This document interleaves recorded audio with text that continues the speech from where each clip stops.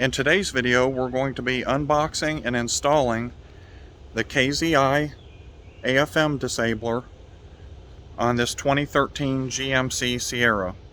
Step 1, let's go ahead and get it unboxed. Step 1 is complete. I've got my battery terminal disconnected. On this GMC Sierra, the positive terminal is much easier to get to, so I just disconnected that. I would recommend you disconnect the negative cable to avoid any arcing.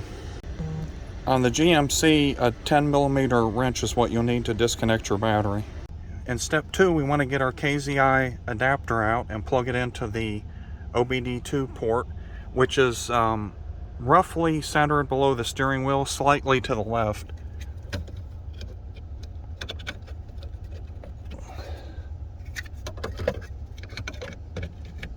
Okay, now once that's firmly in place, step 3 is to reconnect your battery.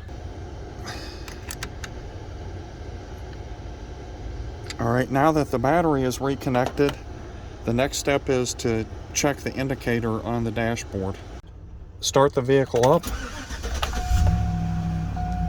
On this GMC, you'll need to toggle the top menu button until you get this screen to appear here, and it will tell you how many cylinders you're running on. And what you want to look for is it should say V8 like this. So you can leave it on this screen for a little while to double check it, but right now it's running in V8 mode as expected and seems to be all good.